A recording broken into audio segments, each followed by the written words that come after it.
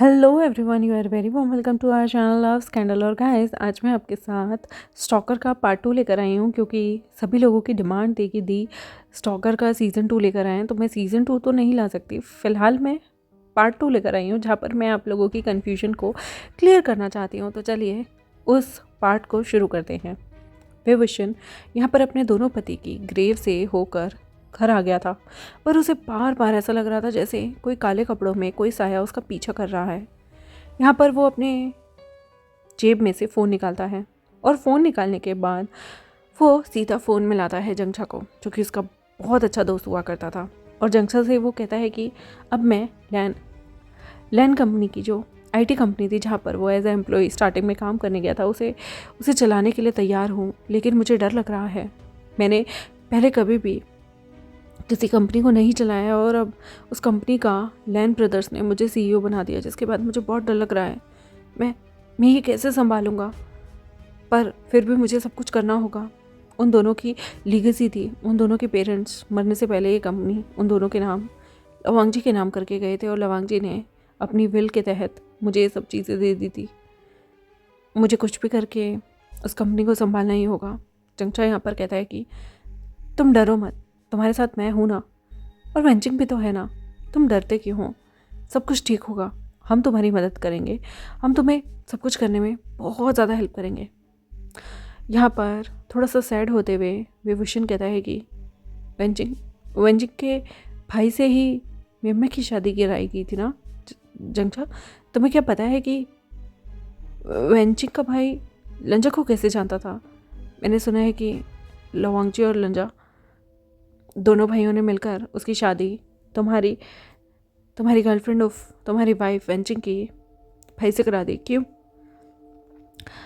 लंजा गहरी सांस लेता है और कहता है कि वेंचिंग के जो डैड थे, वो लंजा के डैड के, यानी कि लवांग जी के डैड के एक टाइम पे बहुत अच्छे दोस्त होते थे, इसलिए उसे कंपनी में भी काम दे दिया गया था।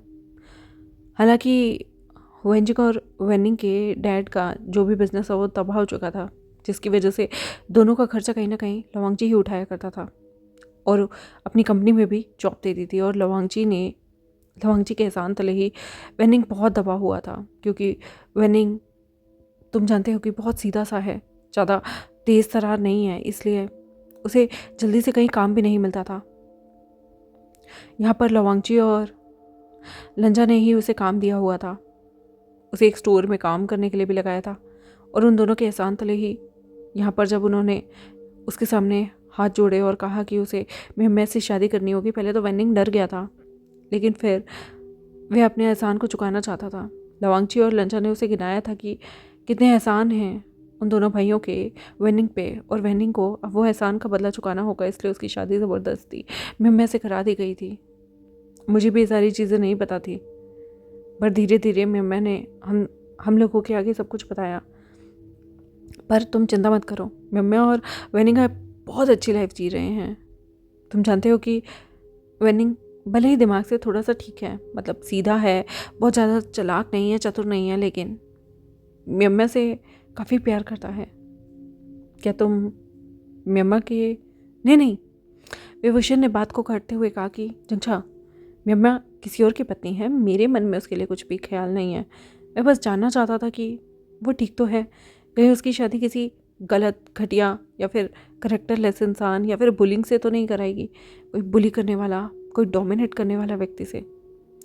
यहाँ पर मुस्कुराते हुए जंगछा कहता है, बिल्कुल नहीं, सोचना भी मत। मेरा जो साला है ना, यानी कि वेनिंग, बहुत अच्छा है, तुम्हें पता है, वो दिल का बहुत अच्छा है। जब भी हमारे घर आता है बहुत मदद करता है, वेंचिंग की, हमारे बच्चों की। वो सच में बहुत ग्रेट इंसान है। मुझे लगता है कि मेम्मा को तुम अगर उससे शादी करते तो उसके साथ जस्टिस नहीं कर पाते, क्योंकि तुम प्यार नहीं करते थे उससे। तुम्हारा दिल कहीं ना कहीं उस लवांगची के साथ जुड़ा हुआ था, पर वेनिंग, उसके दिल में कोई भी नहीं था। और जब से मेम्मा उसकी ज़िंदगी में आई है, वो बहुत खुश रहने लगा है। सच बताऊँ ना, तो मुझे ऐसा लगता है कि अनजाने में ही सही, ज़िंदगी में पहली बार तुम्हारे उन ट्विन पत्तियों में से लंजा ने एक अच्छा काम किया, शादी करा दी उन दोनों की। शायद ये उनकी ज़िंदगी का पहला अच्छा काम था जो वो करके गए हैं। विभूषण थोड़ा सा निराश होता है और कहता है कि और दोनों अगले दिन फिर से एक नई सुबह का आगाज़ होता है। और कहीं ना कहीं विभूषण डर रहा था। आज उसने कपड़े तो पहन लिए थे, उसे कंपनी को चलाना था, वो बॉस बन रहा था, पर बहुत सारी चीज़ें थी कि क्या वो चला पाएगा। उसका कॉन्फिडेंस बिल्कुल लो हो चुका था। डिप्रेशन में वो इतने समय से रहा है कि उसने तो छोटी मोटी जॉब ही की है। इतनी बड़ी कंपनी को संभालना बहुत मुश्किल है, और वो भी तब जब किसी ने भरोसा करके अपनी लीगेसी आपके नाम पर छोड़ दी हो। उसे डर भी लगता है कि वो जस्टिस नहीं कर पाएगा। वो जैसे तैसे तैयार होकर अपनी गाड़ी से अपने ऑफिस आता है, लेकिन एक गाड़ी धीमे धीमे उसका पीछा कर रही थी। विभूषण आज इतना नर्वस था कि वो कुछ भी नोटिस नहीं करता है, बल्कि अपने ऑफिस के कंपाउंड में चला गया था।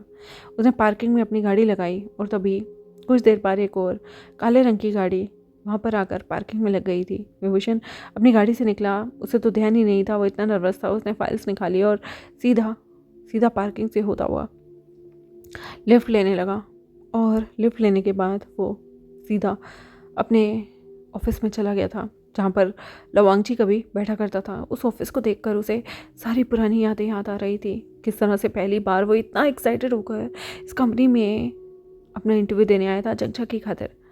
जंगछा इस कंपनी में काम करना चाहता था, और उसने भी अपने दोस्त की खातिर इंटरव्यू दिया था, लेकिन आज वो एक बॉस की तरह यहाँ जा रहा है। कभी कभी दोस्ती ही आपके लिए बहुत अच्छा कर जाती है।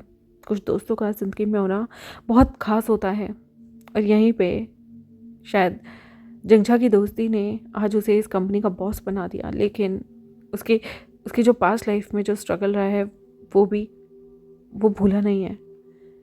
वो डर, वो सब चिंताएं उसे घेरती थी कि आखिर ऐसा क्या है।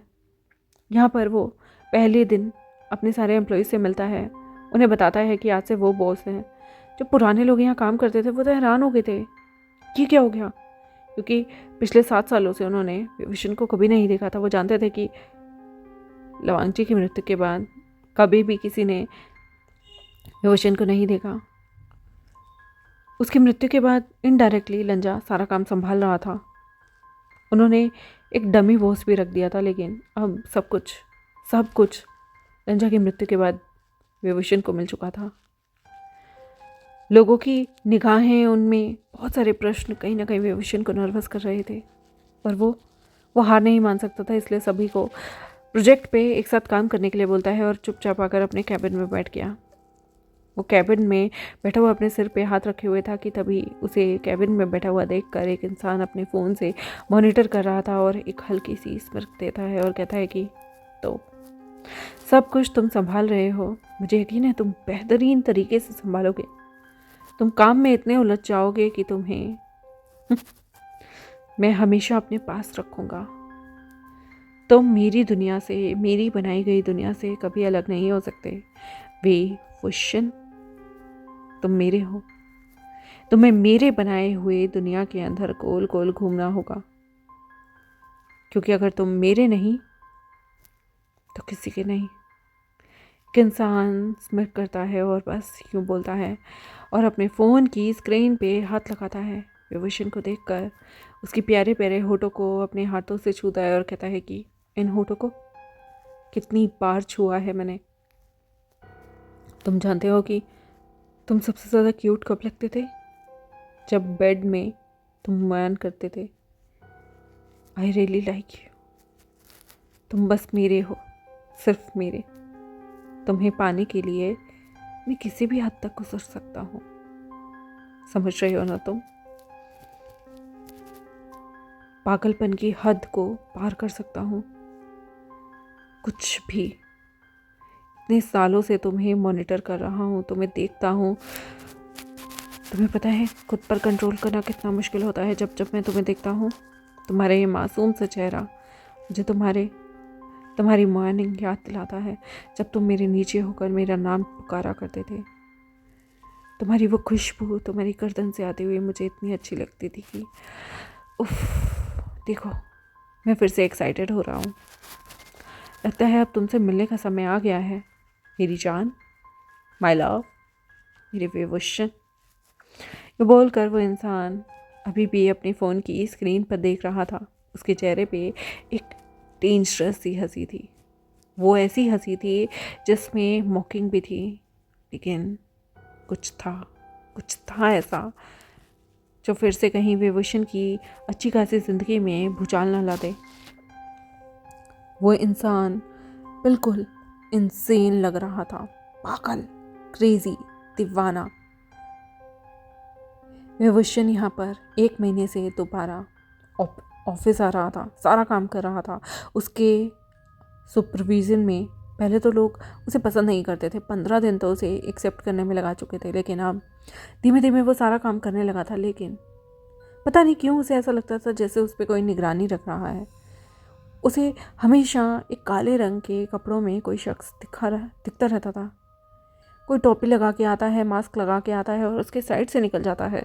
वो वॉशरूम जाए तब भी उसे कितनी बार महसूस किया है जैसे कोई है किसी कैबिन के अंदर, पर वो इस तरह से किसी के बाथरूम के किसी भी कैबिन को खटखटा नहीं सकता। कैसा लगेगा ना, एक बॉस दूसरे कैबिनों को खटखटा के पूछ रहा है कि एक्सक्यूज़ मी, आप यहाँ क्या कर रहे हैं।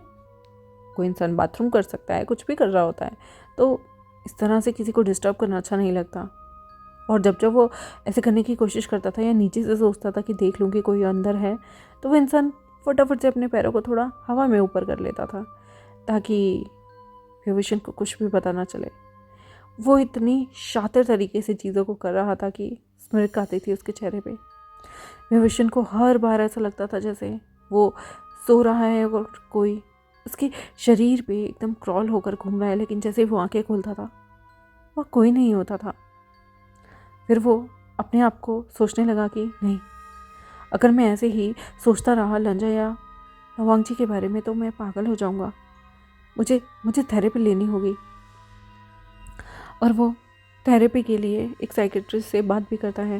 उसका दिमाग बिल्कुल अशांत हो चुका था। काम की वजह से वो काम में तो फुल डेडिकेशन देता था, पर पता नहीं क्यों उसे ऐसा लगता था कि जैसे वो दोनों भाइयों में से कोई एक उसे देख रहा है, कोई अभी है। लंजा की खतरनाक मौत जो उसके सामने हुई थी उसके बाद तो उसका दिल दहल चुका था, लेकिन पता नहीं क्यों उसे वही आभास अभी भी हो रहा है जैसे पहले हुआ करता था। एक दिन वो फिर से अपने दोनों हस्बैंड की ग्रेव पे जाता है। आज वो उन लोगों के लिए उनकी पसंदीदा वाइन और उसके अलावा फ्रूट्स लेकर गया था, क्योंकि वो उन लोगों से माफ़ी मांगकर उनसे पीछा छुड़वाना चाहता है कि आखिर कौन है ये जो उसका साया पीछा छोड़ ही नहीं रहा। वो यहाँ पर सबसे पहले आकर उन दोनों पे इंसेंस स्टिक जलाता है, यानी कि अगरबत्तियाँ, और उसके बाद उन दोनों के पास ही फ्लावर रखता है और फिर दोनों के ही ग्रेव के पास बैठकर रोना शुरू कर चुका था। और रोते रोते कहता है कि तुम दोनों, आखिर मेरे से क्या गलती हो गई? तुम दोनों ने मुझे इतना क्यों डराया हुआ है, क्यों टॉर्चर कर रहे हो? मुझे अपनी ज़िंदगी जीने दो ना, प्लीज़ प्लीज़ मेरे साथ ये खेल खेलना बंद करो। मुझे बर्दाश्त नहीं हो रहा, मैं पागल हो जाऊँगा, मेरा दिमाग फट जाएगा। मुझे ऐसा लगता है कि तुम दोनों मुझे देख रहे हो या फिर तुम में से कोई एक मुझे देख रहा है, मुझे फॉलो कर रहा है। प्लीज़ मैं हाथ जोड़ता हूँ तुम दोनों से, मुझे जीने दो, वरना यहाँ पर एक तीसरी ग्रेव हो जाएगी, वो होगी मेरी। प्लीज़ मैं थक चुका हूँ, प्लीज़ प्लीज़। मैं ऐसे हमेशा दूसरों की निगरानी में नहीं जी सकता। मुझे सफोकेशन महसूस होती है। मुझे ऐसा लगता है जैसे तुम में से कोई मेरा गला घोट रहा है। मुझे सांस नहीं आती, मुझे इरिटेशन होती है। प्लीज़ मेरी ज़िंदगी से चले जाओ। तुम चाहते हो कि मैं भी मर जाऊँ? हाँ, प्लीज़ मुझे मेंटली टॉर्चर करना बंद कर दो। फॉर गॉड से कि ये स्टॉकिंग का गेम बहुत हो चुका, प्लीज़ मेरा स्टॉकर मत बनो। तभी एक इंसान उसके कंधे पे हाथ रखता है और कहता है, विभूषण। ये आवाज़ सुन के वो एकदम से, विभूषण का पूरा शरीर ठंडा पड़ गया था। ये आवाज़ उसने सुनी है, ये आवाज़, ये एहसास उसे कांपने पे मजबूर कर चुका था। और उसने कहा, लवांगजी, लंजा, कौन हो तुम? और वो मुड़ा। उसने देखा कि यहाँ पर एक काले लिबास में एक शख्स था जिसने टोपी पहनी हुई थी और मास्क लगाया हुआ था, और उसके बाल उसकी आंखों पर आ रहे थे। पर ये खूबसूरत काली आंखें, इन्हें ये कैसे भूल सकता है? ये खूबसूरत काली आंखें तो बिल्कुल लंजा या लवांगजी जैसी हैं। वो डर गया और पीछे हो गया और कहा कि कौन हो तुम? कौन हो? भूत भूत भूत हो गया था। विभूषण, मैं भूत नहीं हूँ कि तुम मुझे पहचान नहीं रहे? I am sorry. अचानक से वो व्यक्ति उसके पास घुटनों के बल बैठ गया और अपनी इमोशनल लाल आंखों से, सूजी हुई आंखों से बोला कि रोना बंद कर दो। उसने अपना मास्क हटाया और अपनी टोपी उतारी तो विभूषण एकदम स्टन रह गया। ये वही चेहरा है जो लंजा और लवांगची का है। उसने कहा कि कौन हो तुम? कौन? लंजा या लवांगची? उस इंसान की आंखों में आंसू थे और उसने आंसू भरी निगाहों से कहा, तुम्हें क्या लगता है? आई एम सॉरी, मैंने तुम्हें मेरे ट्विन ब्रदर के बारे में नहीं बताया। मैं डर गया था। वो मुझे बुली करता था।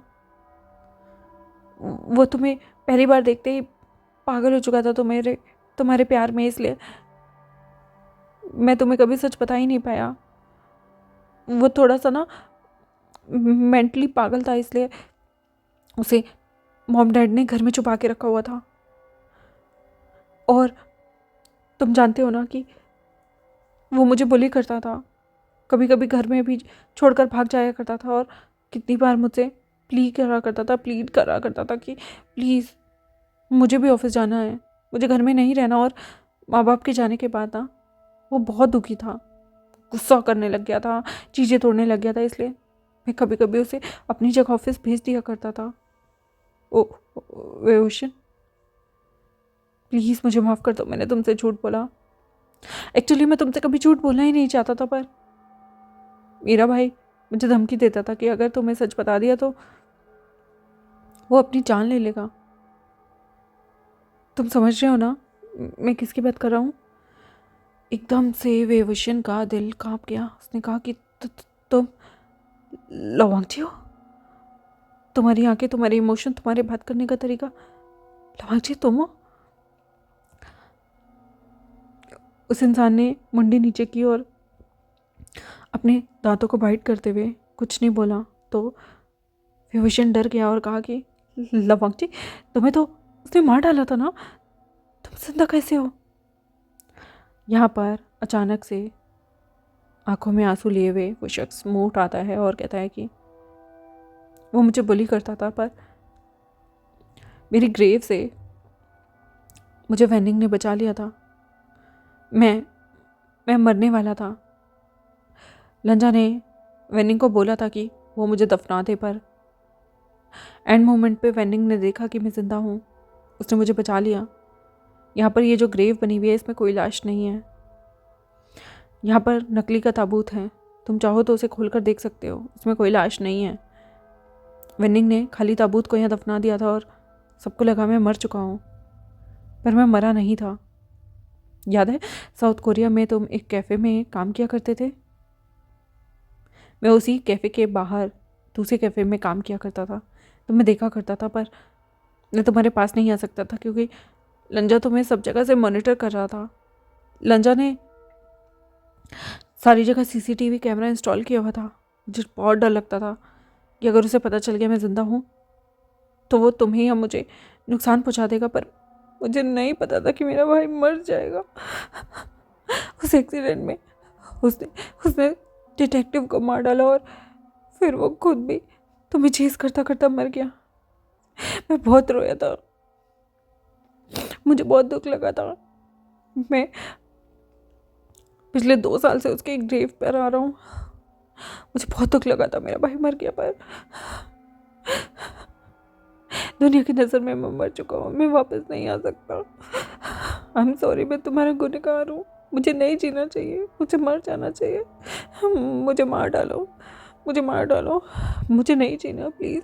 विभूषण, तुम मुझसे नफरत करते हो, पर मेरी यकीन मानो, मैंने कभी तुम्हें बुली नहीं किया। मैं तुम्हें बुली नहीं करना चाहता था। वो लंजा था जो मैनिपुलेट किया करता था। वो मुझे कहता था कि अगर मैंने उसकी बात नहीं मानी तो वो खुद को मार लेगा या मुझे मार डालेगा। मैंने अपने पेरेंट्स को प्रॉमिस किया था कि मैं अपने छोटे भाई का ख्याल रखूँगा, इसलिए मैंने कभी भी उसके खिलाफ नहीं किया। हम दोनों ही तो एक दूसरे के थे ना, तो अगर मैं उसके खिलाफ चला जाता तो लंजा बुरा लग जाता ना उसे। लंजा मेरा भाई था। यहाँ पर विभूषण लवांग जी की इतनी इतनी मिजरेबल कंडीशन देखकर उसके पास आता है, उसके आंसू को पोंछता है और उसे कहता है शांत हो जाओ। वो ज़ोर ज़ोर से घुटनों पे बैठकर वांगजी रोना शुरू कर देता है। मुझे माफ़ कर दो, मैं दोबारा गुनहगार हूँ। मैंने तुमसे झूठ बोला, मुझे नहीं जीना। मुझे मार दो, मुझे मार दो, मुझे मार दो, और कहकर ज़ोर ज़ोर से खुद को मारने लगा। लेकिन तभी विभूषण ने उसके हाथों को पकड़ा और कहा कि नहीं नहीं नहीं नहीं नहीं, प्लीज़ खुद को तंग करना बंद करो। तुम्हारी हालत, ऐसा लग रहा है तुमने खुद को बहुत टॉर्चर किया है। वांगजी कहता है कि दुनिया की नज़र में तो मैं मर गया हूँ ना। मैं अगर मर भी जाऊँगा तो तुम्हें क्या फ़र्क पड़ेगा? तुम भी तो मुझसे नफरत करते हो ना। लंजा भी मुझसे नफरत करता था। सब मुझे बेवकूफ़ समझते हैं क्योंकि मैं इमोशनल हूँ ना। कोई मुझसे प्यार नहीं करता, इसलिए मामा पापा भी बहुत पहले चले गए थे। मुझ पर सारी जिम्मेदारी डाल दी। मुझे मार दो, मुझे नहीं जीना प्लीज़। ऐसे बातें करते हुए विभूषण टूट गया और पता नहीं क्यों उसने लवंग जी को अपने गले से लगा लिया और कहा कि शांत हो जाओ, शांत हो जाओ, कुछ नहीं हुआ। हाँ, कुछ नहीं हुआ। मैं तुमसे नफरत नहीं करता हूँ। तुम्हें पता है ये बात सुनकर कि तुमने सुसाइड कर लिया, मैं कितना टूट गया था। 5 साल मैंने साउथ कोरिया में निकाले और जब मुझे लगा कि कुछ झोल है और जब मुझे पता चला तुम्हारे छोटे भाई ने तुम्हें मारा है, मुझे बहुत दुख लगा। सबसे ज़्यादा दुख मुझे तुम्हारे जाने का हुआ था क्योंकि तुम इमोशनल थे। तुम लंजा की तरह क्रूल नहीं थे, तुम इमोशनल थे। तुम्हारी इमोशनल साइड मैंने देखी है और तुम्हारी आंखों में सच्चाई देखी है। अगर तुम मुझे पहले बता देते कि लंजा तुम्हें इतना ज़्यादा टॉर्चर करता है तो हम मिलकर कुछ कर लेते। यहाँ पर रोते हुए लवंगची कहता है कि नहीं, वो मेरा भाई था। मैं उसे जेल में नहीं डाल सकता था। मैं दुनिया के सामने अपने परिवार को शर्मिंदा नहीं कर सकता था। तुम समझ रहे हो ना, वो मेरा भाई था।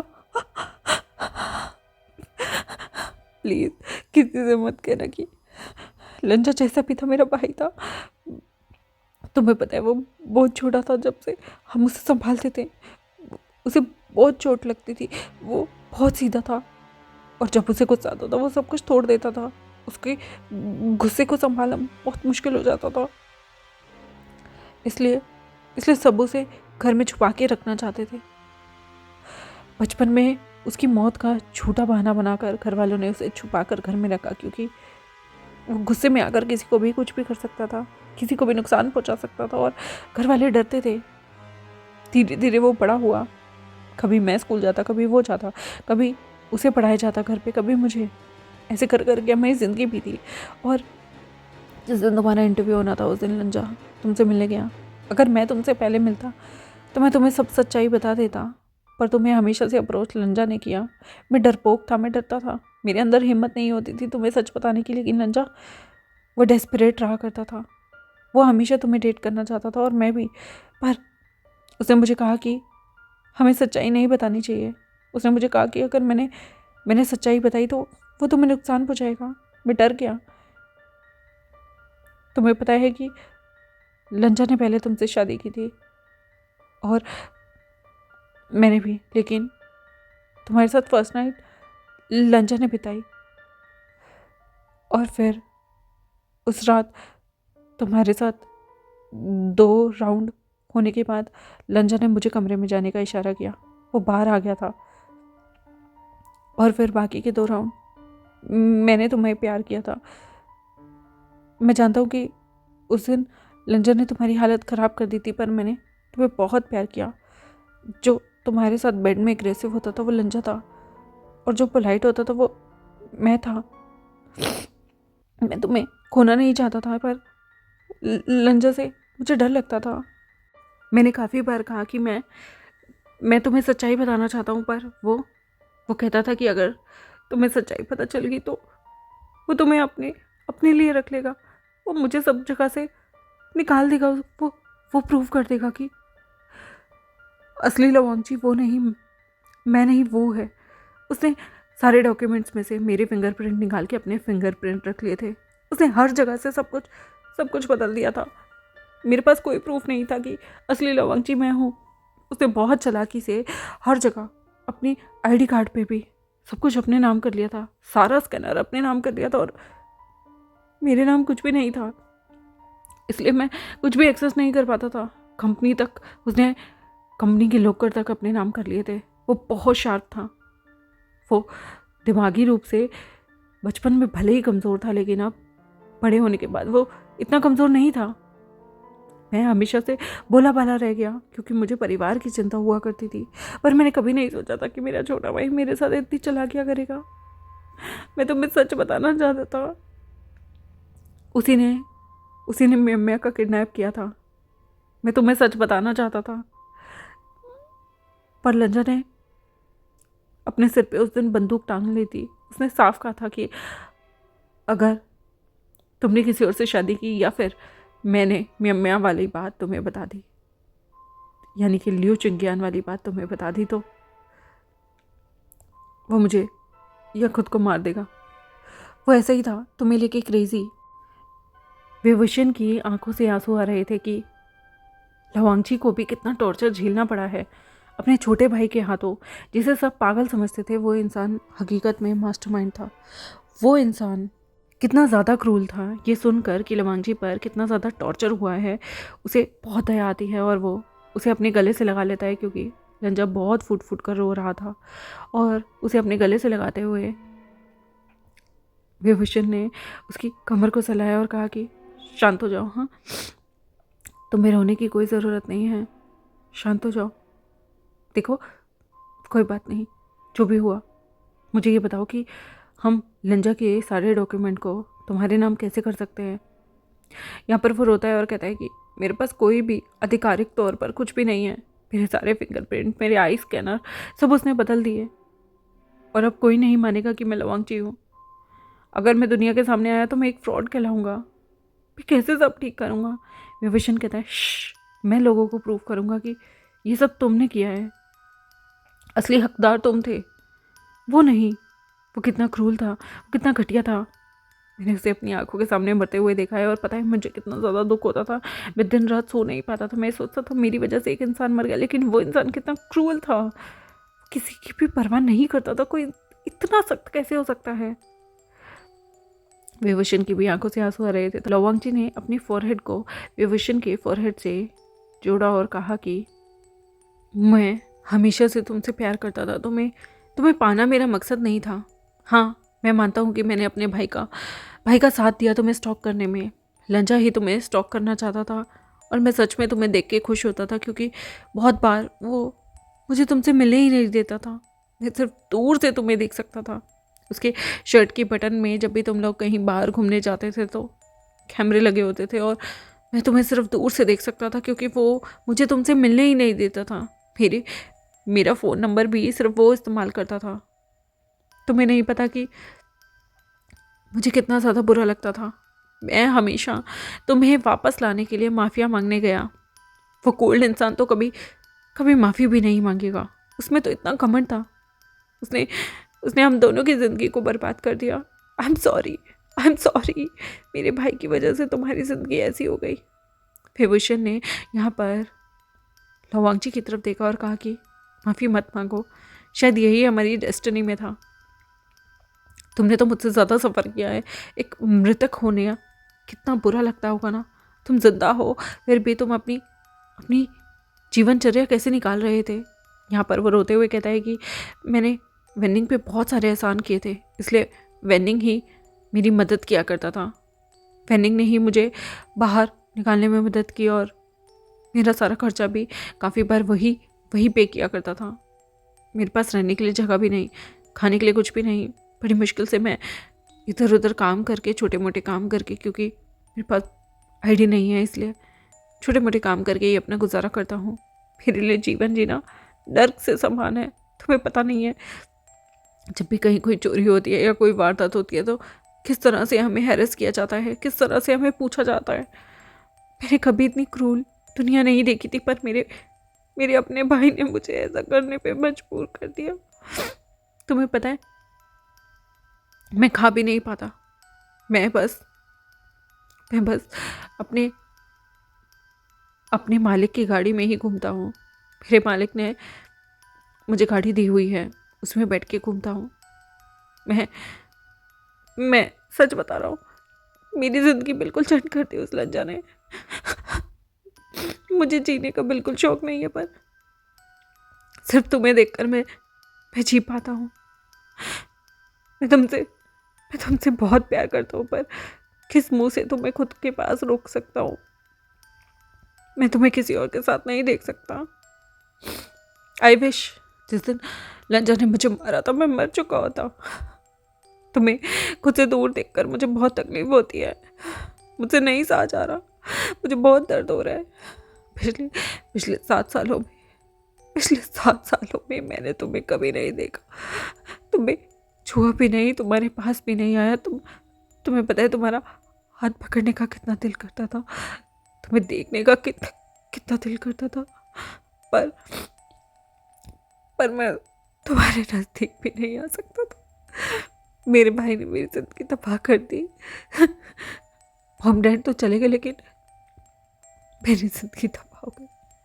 उसको ऐसा इमोशनल देखकर पता नहीं क्यों विभूषण का दिल दहल गया और उसने उसे फटाफट से अपनी तरफ खींचा और अपने सीने से लगाया और कहा कि प्लीज़ चुप हो जाओ।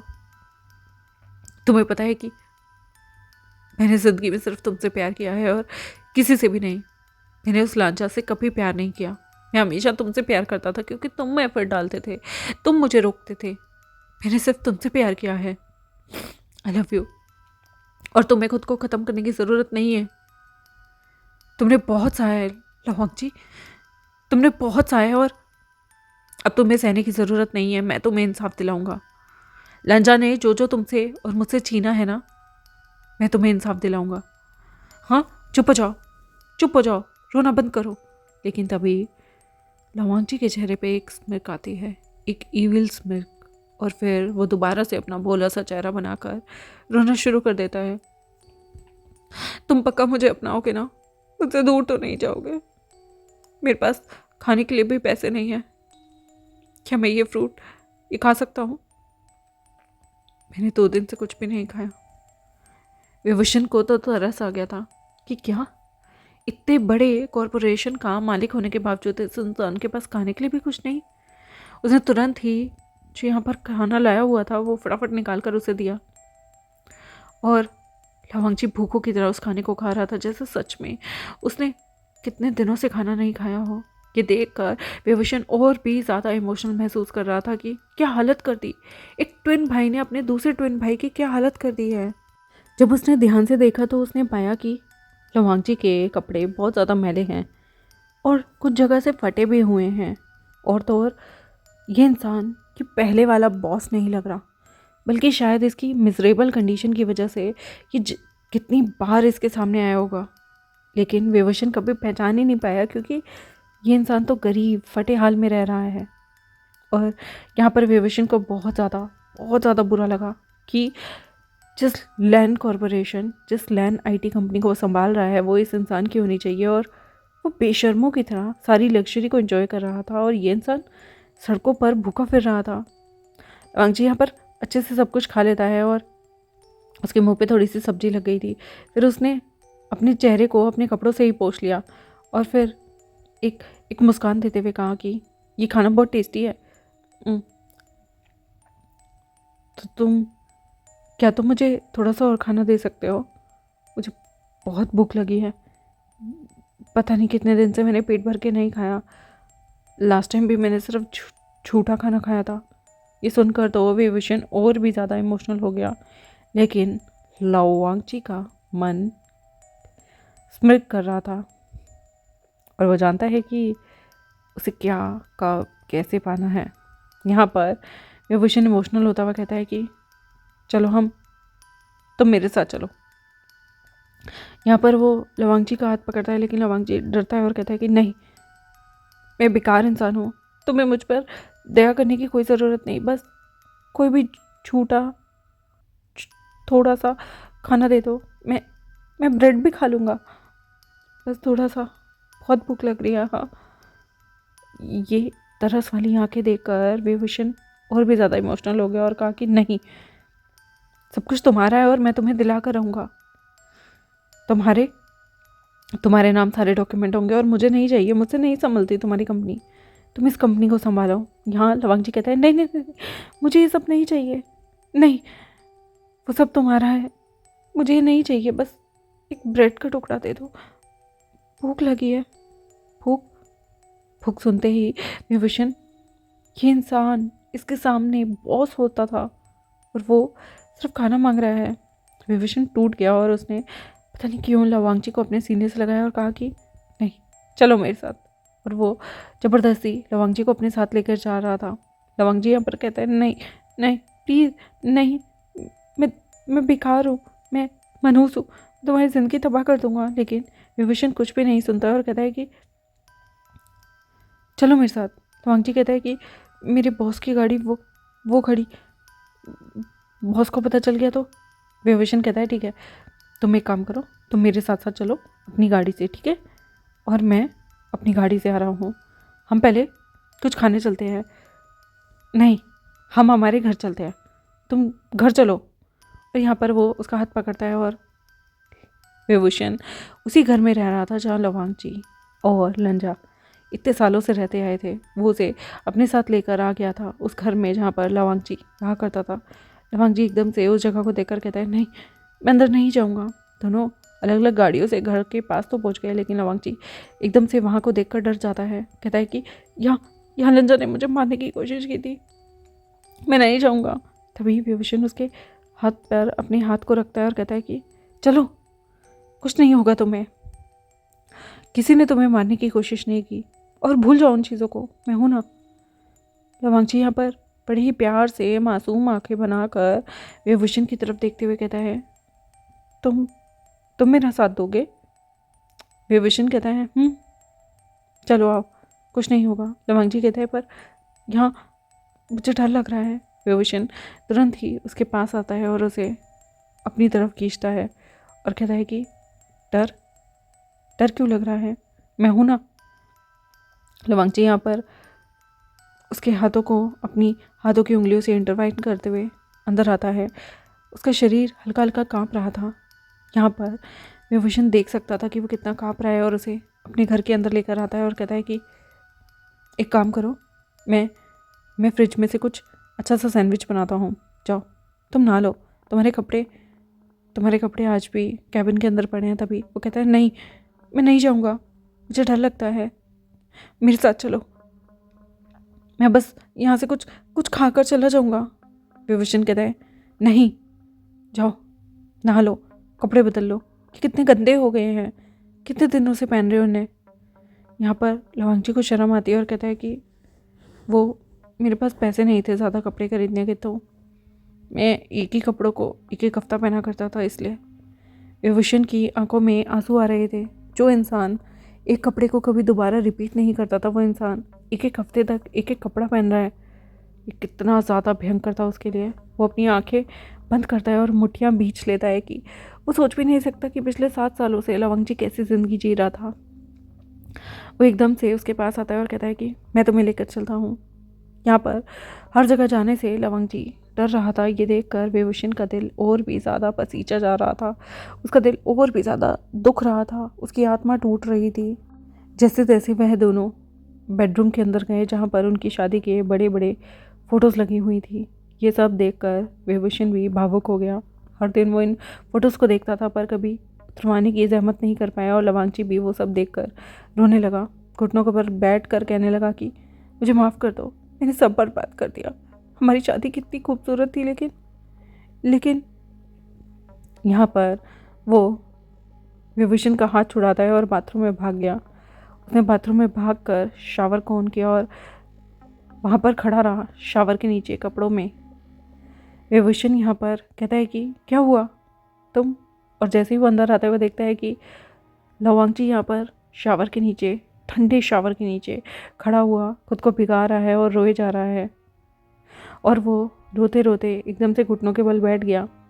ये देख कर तो वो उसका दिल और भी टूट गया। उसने तुरंत ही फटाफट से शावर को बंद किया और उसके पास बैठते हुए कहा कि खड़े हो जाओ, खड़े हो जाओ। वो कहता है कि मैं गलत हूँ, मैंने तुम्हारे साथ बुरा किया है ना, मैं खुद को कैसे माफ़ कर दूँ?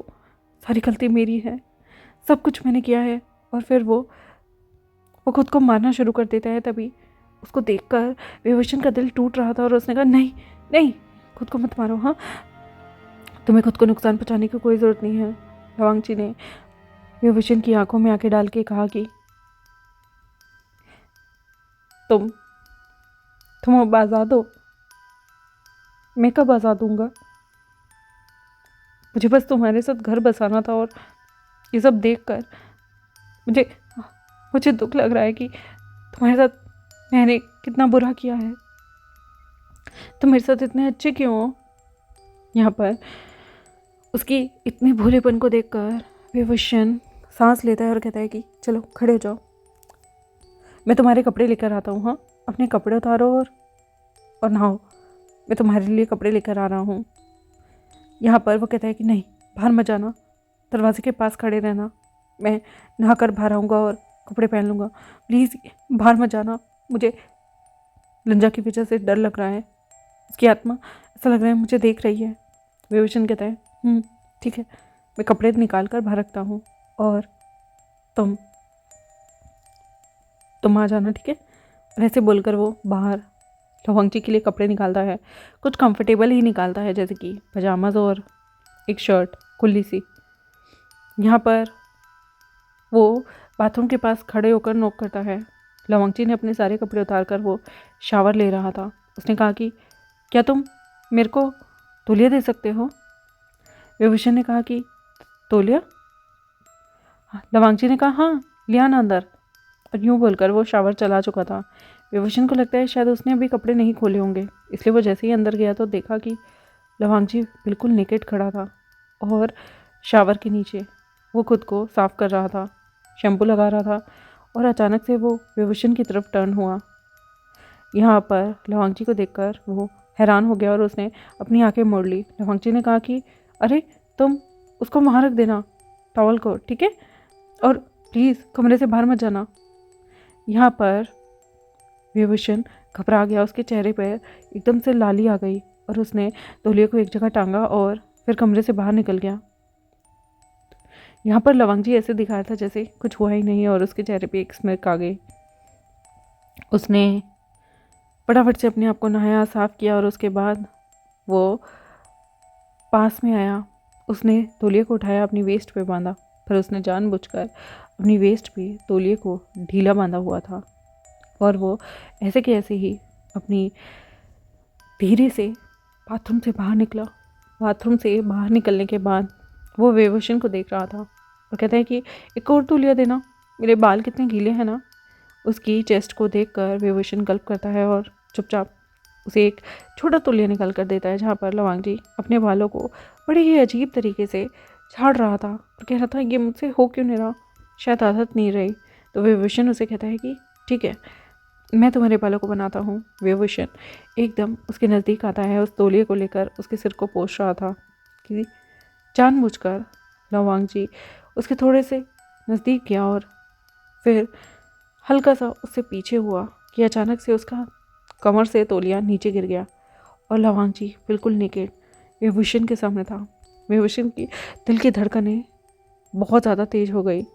लवांगची अभी भी विभूषण की आंखों में आंखें डालकर देख रहा था और उसने कहा कि विभूषण, और उसने यूँ कहते ही तुरंत ही अपनी आंखें बंद कर ली, अपने आगे की जगह पर अपना हाथ रख लिया और कहा कि तो तौलिया तुम मुझे दे सकते हो प्लीज़, मुझे शर्म आ रही है तुम्हारे सामने ऐसे। विभूषण ने गल्प किया और उसे झुककर तौलिया उठाया, लेकिन तभी लवांगची ने अपने हाथों को अपने आगे से हटा दिया, जिसके बाद वो देखकर स्टन रह गया और उसने तुरंत ही तौलिया उसके ऊपर फेंका और कमरे से बाहर चला गया। यहाँ पर विभूषण का दिल घबरा रहा था, उसे वो सारी चीज़ें याद आ रही थी कि लवांगची उसके साथ कितना पेशेंटली रोमांस किया करता था और ये इंसान इस वक्त भी डेस्परेट महसूस कैसे कर सकता है। वो चुपचाप किचन की तरफ चला गया। लवांगची ने एक स्मिक किया और फिर उस तौलिए को अपने कंधे पे डाला और अपने कपड़े को पहनने लगा। वो मन में सोचा कि मैं जानता हूँ तुम्हारी कमजोरी क्या है, और मैं जानता हूँ कि तुम्हें कैसे सेड्यूस करना है माई क्यूट हस्बैंड, या फिर कहूँगी वाइफी। यहाँ पर आराम से विभूषण जाकर सब्जियाँ काटने लगा। उसका तो दिमाग ही घूम गया था कि लवांग जी के दिमाग से थोड़ा सा ढीला हो गया है, आखिर वो उसके सामने इतना कैजुअली नेकेड कैसे घूम सकता है। वो आराम से जाकर यहाँ पर सब्जियाँ काटने लगा, नूडल्स की बनाने की तैयारी कर रहा था, पर उसका दिमाग तो कहीं और था कि तभी लवांग जी वहाँ पर ढीले से पजामे में और एक शर्ट जिसके उसने आड़े टेढ़े बटन लगाए हुए थे, जिसमें से उसकी पूरी चेस्ट दिख रही थी, वहाँ पर आ गया और बिल्कुल आकर विभूषण के सामने खड़ा हुआ। कहा कि नूडल्स बना रहे हो, और अचानक से उसके पीछे आकर उसे हक किया। विभूषण डरा तो लवंग जी ने कहा कि डरो मत, मैं हक नहीं कर रहा, मैं तो तुम्हें ये बता रहा हूँ कि तुम गलत तरीके से काट रहे हो, देखो। और उसने नीचे देखा तो सच में उसने गलत तरीके से सब्जी को काटा था। वांग जी उसके हाथ को पकड़कर सब्जी को कटवा रहा था और दोनों की स्किन आपस में कपड़ों के ऊपर से ही एक दूसरे से टच हो रही थी। और वांग जी गहरी गहरी सांस उसकी नेक के पास ले रहा था, जिसकी वजह से उसके शरीर में भी और भी ज़्यादा कंपन हो रही थी। वांग जी ने यहाँ पर विभूषण को कहा, कंसंट्रेट करो ना, क्या हो गया तुम्हें। विभूषण का तो पूरा गला सूख रहा था, वो कंसंट्रेट कैसे करे। लवांग जी थोड़ा सा और नज़दीक आता है और कहता है, देखो ऐसे फोर्स लगा के काटते हैं कि तभी विभूषण को रियलाइज़ हुआ कि लवांग जी हार्ड है, और उसके मन में बहुत सारी रातों की यादें चलने लगी। उसका चेहरा एकदम लाल होने लगा और उसका चाकू पे से ग्रिप हट रही थी कि तभी लवांग जी ने उसके हाथों को ज़ोर से पकड़ा और उसे कहा कि ऐसे करो, और तब भी उसे हार्डनेस महसूस हो रही थी, जिसके बाद उसका पूरा चेहरा पसीना पसीना हो गया था। लवांग जी ने यहाँ पर बड़े ही कैजुअल तरीके से उसे खाना बनाता रहा, और खाना बनाते वक्त कभी उसकी वेस्ट को पकड़ता, कभी कुछ। विभूषण के लिए ये सब चीज़ें बहुत ही ज़्यादा घबराहट महसूस कराने वाली थी। जिस इंसान के स्पर्श को 7 साल से उसने महसूस नहीं किया, अचानक से वो इंसान बड़ी कैजुअल तरीके से उसके पास आए, स्पर्श करे, उसे बहुत अजीब लग रहा था। वो दोनों बैठकर खाना खाते हैं और फिर लवांग जी यहाँ पर खाना खाने के बाद उसे कहता है कि मैं यहाँ से जा रहा हूँ। विभूषण ने देखा कि लवांग जी ने तो अपने शर्ट के बटन को भी ढंग से बंद नहीं किया।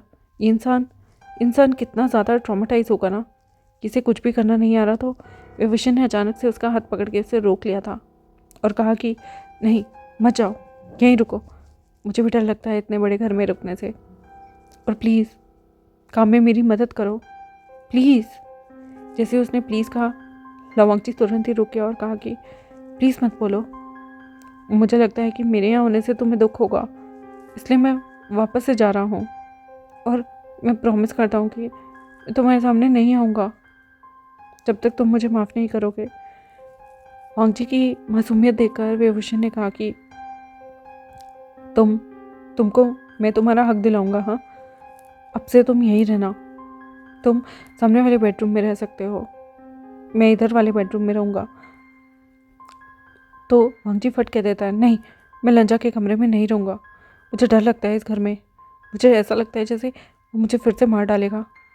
प्लीज़ तुम एक कमरे में मेरे साथ सो जाओ, मैं नीचे ज़मीन पे सो जाऊँगा, मुझे आदत है, बहुत बार मैं फुटपाथ पे भी रहा हूँ ना, इसलिए। फिर से ये बात सुनकर विभूषण को बहुत बुरा लगा। एक इंसान जो इस घर का मालिक है वो फुटपाथ पे क्यों रहेगा। कहता है कि ठीक है, हम लोग बेड में पिलो अड़ा लेंगे, और तुम एक तरफ सो जाना और मैं एक तरफ। वांग जी कहता है, पर तुम्हें तकलीफ़ नहीं देना चाहता मैं, इसलिए मैं नीचे ज़मीन पे सो जाऊँगा ना, मुझे आदत है। विभूषण कहता है, नहीं, कहा ना तुम्हें, मेरी बात सुना करो। और लवांग जी फिर से विभूषण से दूर होते हुए एक हल्की सी स्मिर्क उसके चेहरे पे आ गई थी और कहता है कि ठीक है, जैसा तुम चाहो। यहाँ पर वो लोग अब एक ही बिस्तर पर सोना शुरू करते हैं। लवांग जी जानबूझकर रात में नींद में उसके कमर पे हाथ रख लिया करता था, जैसे कि पहले भी वो लोग शादी के बाद सोया करते थे एक साथ, एक दूसरे को हक करके। विभूषण के लिए ये सारी चीज़ें बहुत डिफ़िकल्ट होती थी, क्योंकि लवांग जी की हार्डनेस अक्सर ही उसे अपने बैक साइड में अपने हिप्स पे महसूस हुआ करती थी। उसके लिए रात भर कामुक विचार भी मन में आते थे। उसे वो रातें भी याद आती थी जब वो पैशनेट तरीके से इसी कमरे के अंदर म्यान करता था। और लवांगची और लंजा दोनों ही उसे रात भर सोने ही नहीं देते थे, क्योंकि दोनों भाई पैशनेट थे उसे लेकर। एक सॉफ्ट तरीके से रोमांस करता था, एक हार्ड तरीके से, पर दोनों ने उसे अटमोस्ट लेवल का प्लेजर महसूस कराया है। इसलिए कभी कभी उसके लिए सोना इस तरीके से हार्ड हो रहा था। अब वो धीरे धीरे लवांगची को उसकी कंपनी में भी ले गया। लवांगची के जहाँ भी लंजा ने अपने फिंगरप्रिंट एक्सचेंज किए थे, उसने दुनिया को लवांगची के नाम से इंट्रोड्यूस कराया। लोगों को बताया कि लवांगची जिंदा है, और जब लंजा ने उसे मारने की कोशिश की तो लवांगची बच गया था। उसने धीरे धीरे करके पुलिस स्टेशन में भी जाकर लवांगची की आइडेंटिटी और उसके फेक मरने की चीज़ों को हटाया और बताया कि किस तरह से उसका ट्विन ब्रदर लंजा ही उसे मारना चाहता था। धीरे धीरे करके अब 6 महीने का समय बीत चुका था। वो लोग एक ही घर में रहा करते थे, एक ही छत के नीचे एक ही बिस्तर पर सोया करते थे, पर दोनों अभी भी हस्बैंड्स जैसे नहीं थे। दोनों के बीच डिस्टेंस था। लेकिन हाँ, कभी कभी ऐसा होता था कि शावर लेने के तुरंत बाद ही लंजा बिल्कुल नेकेड, सिर्फ तौलिए से अपने बालों को साफ करता हुआ कमरे में आ जाया करता था और विभूषण के सामने ही अपने कपड़े पहना करता था। कितनी बार वो हार्ड होता था जिसे देखकर विभूषण गल्प करके दूसरी साइड मुँह कर लेता था और वांगची सिर्फ स्मिक किया करता था। वो जानता है कि उसे किस तरीके से टीज करना है अपने पार्टनर को। वो जानता है कि उसके पार्टनर को क्या चीज़ बहुत सेंसिटिव लगती है और कामुकता की तरफ खींचती है। वो ये सब जानबूझकर करता था, भोला बनकर, सीधा बनकर, जैसे मैंने तो कुछ किया ही नहीं, और सारा टारगेट कर रहा था वो विभूषण को अपनी तरफ। एक दिन वो लोग बाहर जाते हैं खाने पीने के लिए, और खाने पीने के बाद वो ड्रिंक करते हैं कि वहाँ पर एक कपल का कंपटीशन होता है, जहाँ पर वांगची कहता है कि मुझे भी इसमें पार्टिसिपेट करना है। विभूषण एकदम से वांगची की तरफ देखता है, जो कि अभी भी सिर्फ उस पार्टिसिपेट वाले बंदे को, उस होस्ट को देख रहा था और मुस्कुरा रहा था और कह रहा था कि मुझे भी यहाँ पार्टिसिपेट करना है, पर मैं जानता हूँ तुम नहीं करोगे। तभी विभूषण उसके हाथ पे हाथ रख के कहता है कि मैं भी करूँगा। तभी वहाँ पर गेम शुरू हो जाता है। बहुत सारे कपल गेम्स में पार्टिसिपेट करते हैं। पहले कपल को एक दूसरे को अपनी बाहों में उठाकर रखना था। वांगची इस कंपटीशन में जीत गया। फिर नेक्स्ट राउंड था, जहाँ पर एक पार्टनर को दूसरे पार्टनर की कमर पे उसे हक कर लेना था बैक साइड से, और उसे पद्दी उठाकर रखना था। इसमें भी वांगची और विभूषण जीत गए। नेक्स्ट जो था, उसमें अपने पार्टनर के पैरों पर खड़े होकर उसे काफ़ी देर तक चुंबन करना था। इसकी वजह से इस राउंड में वांगची और विभूषण को हेजिटेशन थी। वांगची ने कहा कि मैं जानता हूँ कि तुम्हें ये नहीं करना, मैं जा रहा हूँ, मैं यहाँ से निकल जाता हूँ, ताकि कोई ये ना कहे कि तुम्हारी वजह से हम गेम हार गए। लेकिन विभूषण उसका हाथ पकड़ लेता है और कहता है कि नहीं, तुम इसमें पार्टिसिपेट करना चाहते थे ना। वांगची कहता है कि पर तुम्हें फोर्स करके नहीं। वो ऐसी चीज़ों में ना मैंने कभी पार्टिसिपेट नहीं किया। मैं हमेशा सोचता था कि तुम मेरी ज़िंदगी में आओगे तो मैं पार्टिसिपेट करूँगा, लेकिन लंजा मेरी सारी अपॉर्चुनिटी चुरा लिया करता था। इसलिए तुम्हारे साथ ऐसी जगह सिर्फ लंजा गया। वो मुझे छुपा देता था कमरे में, मुझे बहुत बार मारने के लिए भी कहता था, तो इसलिए वो मुझे ना पीटे तो मैं कुछ भी नहीं बोलता था। वांगची को सैड देखकर विभूषण कहता है चलो हम इसमें पार्टिसिपेट करेंगे, और उसे हाथ पकड़ के खींच के स्टेज पे ले गया, और तुरंत ही वांगची के पैर पे अपने पैर रख के खड़ा हुआ, और उसने ही खींच कर वांगची को अपनी तरफ किया और दोनों गहराई से चुंबन करना, हल्के हल्के लिप्स टच हुए थे। वांगची ने यहाँ पर उसकी वेस्ट को पकड़ा, एक हाथ उसकी गर्दन के नीचे रखा और उस किस को डीप और पैशनेट किया। दोनों काफ़ी देर तक एक दूसरे को पैशनेट किस करते रहे, शायद तब तक जब तक बाकी के कंटेस्टेंट हार नहीं गए। दोनों तब भी एक दूसरे में खोए हुए किस कर रहे थे। दोनों की हार्डनेस एक दूसरे की हार्डनेस को चुभ रही थी। दोनों की ही सांसें सूख रही थी, और फिर जैसे ही अनाउंसमेंट हुई कि वांगची और विभूषण जीत गए हैं, दोनों एक दूसरे से हल्का हल्का अलग हुए। आज उनके जिस्म की न जाने 7.5 साल की गर्मी एक दूसरे को उबाल दे रही थी, एक दूसरे के शरीर में कंपन पैदा कर रही थी। गूस बम्स उन दोनों के शरीर पर आ चुके थे। और यहाँ पर विभूषण शर्मा रहा था। लवांगची और उसने उस ट्रॉफी को पकड़ा। दोनों का फोटोशूट हुआ और उसके बाद उन्हें कुछ प्राइज़ भी मिला। उन प्राइज़ ज़्यादा पैसे नहीं थे, वो सिर्फ 1000 वॉन यानी कि युआन थे, जिसे देखकर लवांगची ऐसे खुश हो रहा था। जिसके पास बिलियंस या मिलियंस का कारोबार हो, वो इंसान सिर्फ 1000 युआन को देखकर ऐसे खुश होगा। विभूषण उसके बच्चे जैसी खुशी पर फिदा हो गया था। फिर लवांगची यहाँ पर विभूषण को कहता है कि चलो वो टॉय देखते हैं, एक मशीन जिसमें से आप पैसे डालो, सिक्के डालो और टॉय निकालो। यहाँ पर लवांगची उस मशीन को चलाने की कोशिश करता है, पर अफसोस उससे वो टॉय नहीं निकलता। तो विभूषण देखता है कि उसका चेहरा थोड़ा सा लटक गया था। तो वो लवांगची के लिए यहाँ पर उस मशीन में जैसे तैसे कोशिश करके उस एक टॉय को निकालता है। उन दोनों ने मिलकर लगभग उस मशीन में 50 बार ट्राई किया था, तब जाकर लवांगची के लिए एक टॉय निकला। लवांगची उसे देखकर ऐसे बच्चों की तरह खुश हो गया था कि विभूषण का दिल भर रहा था कि ये इंसान तो कितना बच्चों जैसा है, कितना मासूम है। और अगर सचमुच में लंजा इसे मार डालता, वो खुद को कभी माफ़ नहीं कर पाता। वो लवांगची का हाथ पकड़ता है। लवांगची यहाँ पर उसके साथ साथ कुछ खाने पीने के लिए जाता है और जिद करता है कि मुझे आइसक्रीम खानी है, और कहता है कि लंजा मुझे आइसक्रीम नहीं खाने देता था। वो जानता था मुझे आइसक्रीम बहुत पसंद है, पर वो मुझसे छीन लेता था क्योंकि पेरेंट्स उसे नहीं खाने देते थे। और कितनी बार उसने मुझे पीटा भी है। ये सुनते ही विभूषण का दिल भर आया और उसने लवांगची के लिए ऐसी फ्लेवर की आइसक्रीम ली। एक ही आइसक्रीम को इतना बड़ा बना दिया था कि जी भर के छिक के खा लो। और वो खा भी रहा था, मुस्कुरा रहा था। उसके हाथ पूरे आइसक्रीम से टपकते हुए भर रहे थे, पर वो मुस्कुराते हुए खाए जा रहा था। और सारा आइसक्रीम का जितना भी पिघला हुआ रस था वो अपने कपड़ों पे भी टपका रहा था।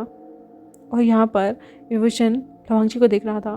फिर वो टिश्यू लेकर उसके चेहरे को साफ़ करता है, और तो और फिर वो अपने हैंकी से भी उसको साफ़ करता है। और उसे ऐसा लगता है कि शायद लंजा का ट्रॉमा लवांगची को कहीं ना कहीं तोड़ गया है, शायद इसलिए वो ऐसी हरकतें कर रहा है। वरना पहले वो ऐसा नहीं था, बहुत सेंसिबल था, इमोशनल था, लेकिन उसे बहुत गिल्ट होता है कि वो इन दोनों भाइयों की ज़िंदगी में नहीं आया होता तो शायद आज लवांगची की ज़िंदगी थोड़ी आसान होती। वो दोनों घूम कर घर आए। लवांगची के कपड़े बहुत गंदे हो गए थे, इसलिए उसने तुरंत ही बेडरूम में आने के बाद अपने सारे कपड़े उतार दिए और उतार कर बिल्कुल नेकेड खड़ा हुआ था। विभूषण जैसे ही आया तो उसने लवांगची की बॉडी को देखा। लवांगची ने उसे देखा और कहा कि मेरे कपड़े निकाल दो, और वो ऐसे ही बाथरूम में चला गया। शावर के नीचे खड़ा हुआ, नहाया धोया और बाहर आ गया। बाहर आया तो विभूषण ने देखा कि लवांगची थोड़ा हार्ड हो रहा है और वो उसके सामने बिल्कुल नेकेड खड़ा था। विभूषण की नज़र लवांगची से लेकर उसकी पूरी बॉडी तक जा रही थी और वो गल्प करते हुए उसे तुरंत ही कपड़े निकाल कर दे रहा था। लवांगची ने पजामा पहना, अंडरगारमेंट्स नहीं पहने थे, और सिर्फ यहाँ पर ऊपर का नाइट सूट का सिर्फ शर्ट पहनी, और मुस्कुराते हुए यहाँ पर विभूषण को बोला कि मुझे थकान महसूस हो रही है इसलिए मैं सो रहा हूँ, तुम नहीं सोओगे? विभूषण कहता है कि आ रहा हूँ। लवांगची यहाँ पर विभूषण के आने का इंतज़ार करता है और कहता है कि आ जाओ, मैं तुम्हें ना एक कहानी सुनाऊंगा। आओ आओ, इधर आओ ना, इधर आओ। आज तुमने मुझे आइसक्रीम खिलाई है इसलिए मैं तुम्हें कहानी सुनाऊंगा। और यहाँ पर विभूषण उसके बिल्कुल पास आके लेटा तो यहाँ लवांगची ने अपने हाथ को खोल दिया और कहा कि इस पे लेटो, मैं तुम्हें एक प्यारी सी कहानी सुनाता हूँ। विभूषण को बहुत अजीब लग रहा था, पर वो लवांगची को मना नहीं कर सकता था। उसे अंदर ही अंदर इतना बड़ा गिल्ट था ना कि यार इस इंसान की ज़िंदगी ना मेरी वजह से बर्बाद हो गई, कि वो उसके नज़दीक जाता है। और लवांगची यहाँ पर उसके पास आता है, उसे कहता है कि आँख बंद करो। विभूषण अपनी आंखों को बंद करता है। लवांगची यहाँ पर उसके बिल्कुल पास आता है चेहरे के, और उसके कान में आकर करता है गुर्र। और ये सुनते ही विभूषण एकदम आंखें खोल लेता है और लवांगची ज़ोर ज़ोर से हंसना शुरू कर चुका था। ये क्या था?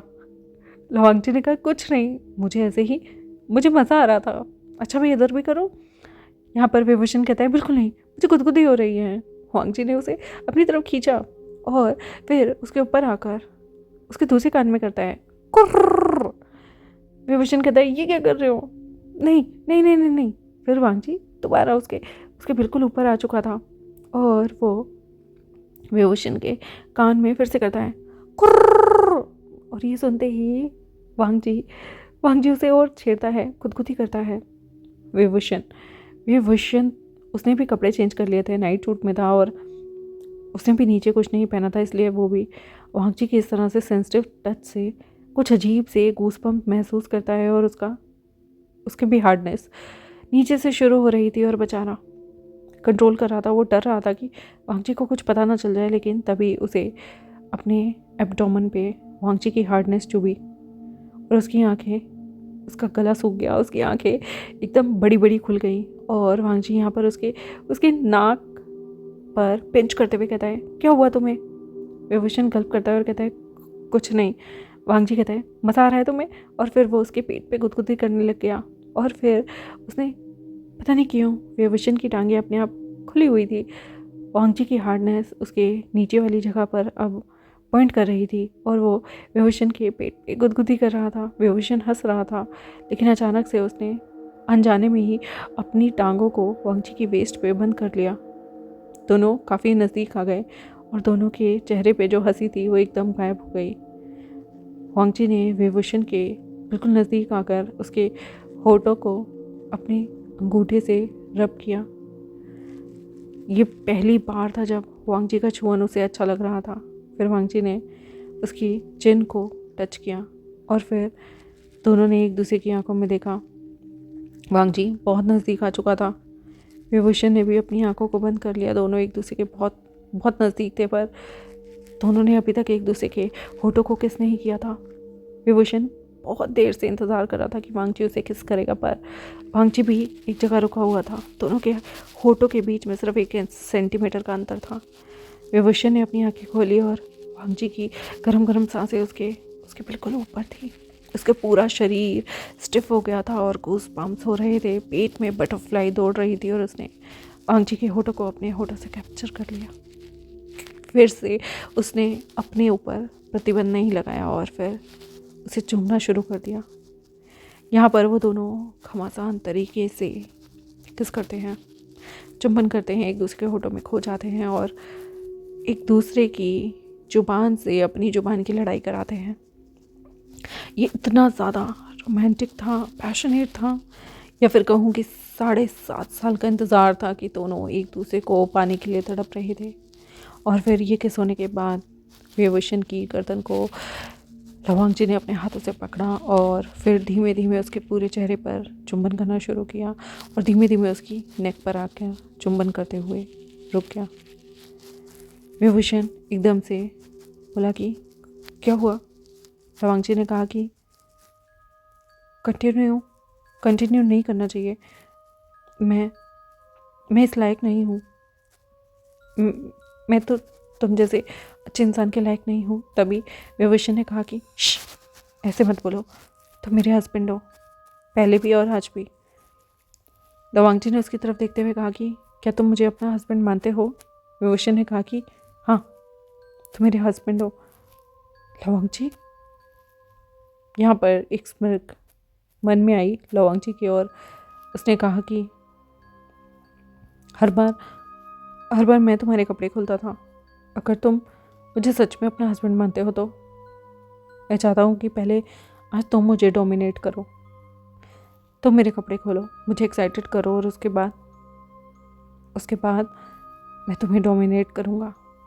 यहाँ पर वांगजी को ऐसे देखकर विभूषण ने गल्प किया। वांगजी ने कहा कि तुम्हें कोई फोर्स नहीं है, जब तक तुम मुझे सेड्यूस नहीं करोगे मैं तुम्हें नहीं छूऊंगा, क्योंकि मेरे मन में एक गिल्ट है। मुझे ऐसा लगता है कि मैं पापी हूँ, तुम्हारे लायक नहीं हूँ। इसलिए प्लीज़ मेरी भावनाओं को समझो।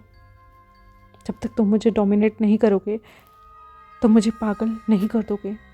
जैसे याद है हम लोग जब बिस्तर पर एक हुआ करते थे, तब मैं तुम्हें डोमिनेट किया करता था, तुम मोहन करने पे मजबूर हो जाते थे, इसलिए आज जब तक तुम मुझे मोहन नहीं कराओगे, मुझे एक्साइटेड नहीं करोगे, मैं तुम्हें नहीं छूऊंगा।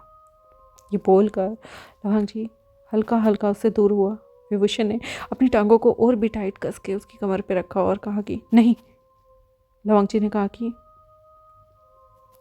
आज तुम्हें लीड लेनी होगी और अब जब भी कुछ होगा लीड तुम्हें लेनी होगी।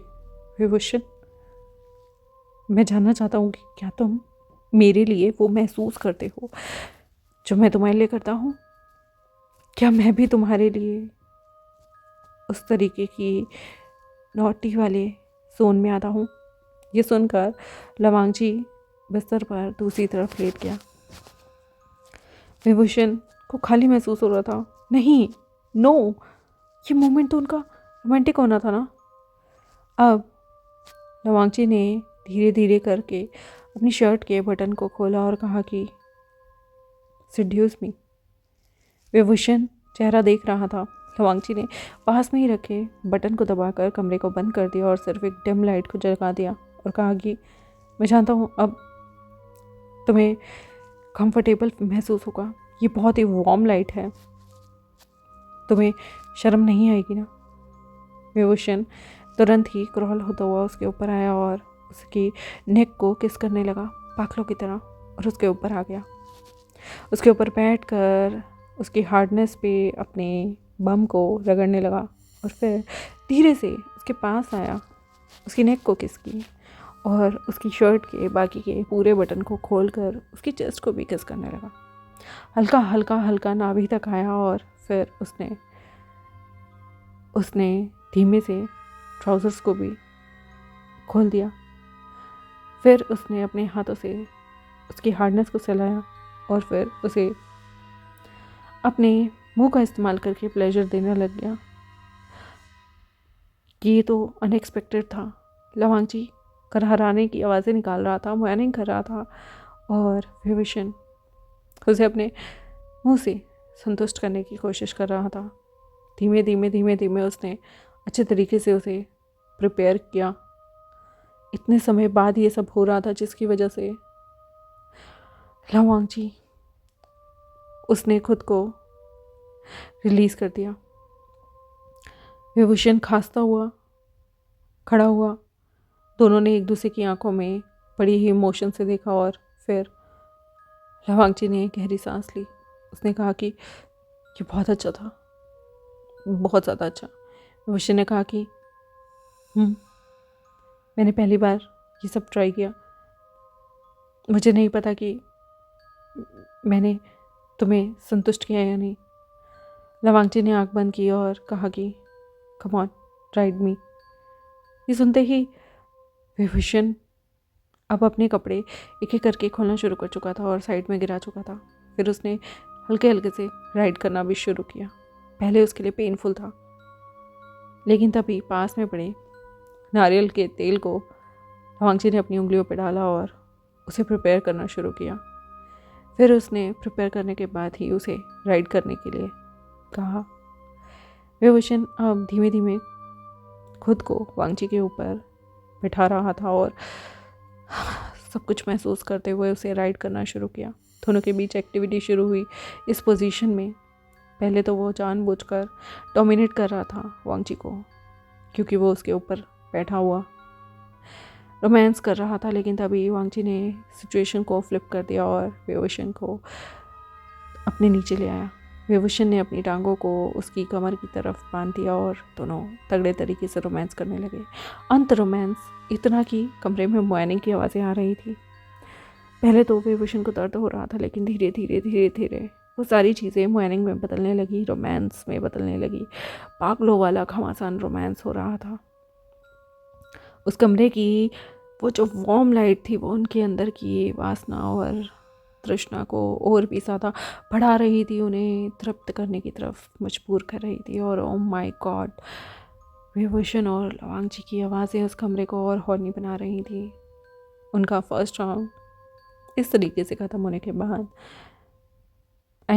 सेकेंड राउंड, फर्स्ट तो प्लेजर था, जो उसने प्रिपेयर करते हुए दिया, सेकंड ये, और थर्ड ऐसा था कि दोनों ने हेडबोर्ड्स को पकड़ा हुआ था बिस्तर के और दोनों ही अपने घुटनों के बल थे।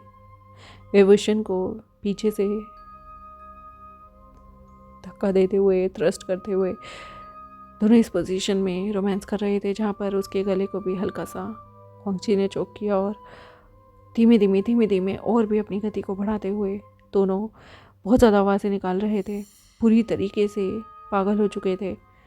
ये मज़ा शायद इतने सालों में कभी नहीं आया, शायद ये 7.5 साल की तड़पन थी या इंतज़ार। दोनों पूरी तरीके से अब इस पोजीशन में रोमांस कर रहे थे। फिर उसने विभूषण के बालों को पकड़ा और तुरंत ही उसके दोनों जांघों से उसे अपनी बाहों में उठा लिया और सीधा बिस्तर से उठाकर मिरर के पास लेकर गया। वो विभूषण के एक्सप्रेशन देखना चाहता था इस पोजीशन में, और फिर इस पोजीशन में दोनों ने बहुत देर तक रोमांस किया और इसी पोजीशन में उन्होंने अपना थर्ड राउंड कंप्लीट किया, जिसके बाद दोनों थक कर बिस्तर पर लेट गए। दोनों के एब्डोमेन में दर्द हो रहा था, दोनों ही रोमांस करके बिल्कुल थक गए थे और फिर एक दूसरे को बाहों में आकर चुंबन करते हुए विभूषण ने लवांगजी की चेस्ट पर सर रखा और कहा कि तुम मुझसे प्यार करते हो ना, तुम मुझे कभी छोड़ोगे तो नहीं। लवांगजी ने कहा कि बिल्कुल नहीं, मैं सिर्फ तुम्हारा हूँ और तुम मेरे। I love you Vibhushan. यहाँ पर विभूषण ने सिर रखा और मुस्कुराया, क्योंकि अब लवांगजी के नाम वो सब कुछ कर चुका था, सारी जगह की एक्सेस थी और लवांगजी के नाम पूरी कंपनी भी हो गई थी। विभूषण अभी भी कंपनी का सारा भार संभाल रहा था, लेकिन लवांगजी के बिना वो कुछ भी नहीं था। विभूषण जैसे ही सो गया तो लवांगजी ने धीरे से उसे बिस्तर पर रखा और फिर पास से ही मैस हुए हुए कपड़ों को उठाया, ठपा, पास में ही रखी नारियल की बोतल को भी संभाल कर रखा और फिर खुद को वॉशरूम में गया क्लीन करने के लिए। और उसके बाद उसने जैसे ही शावर चलाया, उसके चेहरे पे एक स्मिर्क थी, जहाँ पर वो मुस्कुराते हुए सोचने लगा, लवांगची, लंजा, तुम दोनों के मरने के बाद मैंने विभूषण को अपना बना ही लिया। यहाँ पर एक फ्लैशबैक शुरू होता है। चिंग एंड जुन, जो कि लवांगची और लंजा के पिता थे, उस वक्त उनकी पत्नी के साथ साथ उनकी एक मिस्ट्रेस हुआ करती थी। उनकी पत्नी जब गर्भवती हुई तो उनके घर में काम करने वाली मिस्ट्रेस के साथ भी उन्होंने संबंध बनाए, क्योंकि उनकी पत्नी उन्हें संतुष्ट नहीं कर पाती थी, उन्हें एक साथ शांत नहीं कर पाती थी, क्योंकि वो ट्विंस बच्चों से प्रेग्नेंट थी। इसलिए वह अपनी नौकरानी के साथ भी संबंध बनाया करते थे, जिसकी वजह से उनकी नौकरानी भी प्रेग्नेंट हो गई थी। और जब उनकी पत्नी ने ट्विंस बच्चों को जन्म दिया 9वें महीने में, तब उनकी नौकरानी ने एक पुत्र को जन्म दिया अपने 7वें महीने में, जो कि बहुत कमज़ोर था। इसलिए यहाँ पर उस पुत्र को वो बिल्कुल भी पसंद नहीं करती थी उनकी पत्नी को बहुत गुस्सा आता था, लेकिन लैन चिंगनजुन ने अपनी पत्नी को साफ कहा था कि वो अपनी मिस्ट्रेस को अपने साथ रखना चाहते हैं और उसके बच्चे को भी एक सर्वेंट के बच्चे की तरह रखेंगे, लेकिन वो उसे कहीं दूर नहीं जाने देंगे, क्योंकि उसके अंदर उन्हीं के खानदान का खून है। उस बच्चे को पहले कोई नाम नहीं दिया गया, लेकिन धीरे धीरे उस बच्चे को नाम दिया गया हेंगवन-चुन। उस बच्चे ने खुद ही अपना ये नाम रखा था एक पुस्तक को पढ़कर, जिसका नाम था मोदाओ सुशी। उसने अपना नाम हेंगवन-चुन रखा, लैन हेंगवन-चुन। वो लंजा और लवांगजी के साथ ही खेला करता था, उन जैसा ही बिल्कुल दिखता था, बस उसमें थोड़े बहुत चेंजेस थे, जैसे कि उसकी आंखें बहुत छोटी थी, डबल आई भी नहीं थी और उसकी थोड़ी नोज़ भी पैनी थी। इसलिए लवांगजी और लंजा उसका खूब मजाक बनाया करते थे, उसे बुली किया करते थे, उसे पीटा भी करते थे, जिसकी वजह से वो अपनी नाक का मजाक उड़ाने की वजह से हमेशा अपने चेहरे पे मास्क लगा के घूमता था और अपनी आंखों में भी चश्मा लगा के घूमता था। उसे बहुत बुली किया जाता था। स्कूल में भी जब वो पढ़ता था, उसे सरकारी स्कूल में डाल दिया गया। सरकारी स्कूल की क्या ही वैल्यू होती है, वो बाकी दो की तरह पढ़ाई में अच्छा नहीं था, इनिशियल स्टेज में कमज़ोर था, इसलिए उसे बहुत ताने मिलते थे।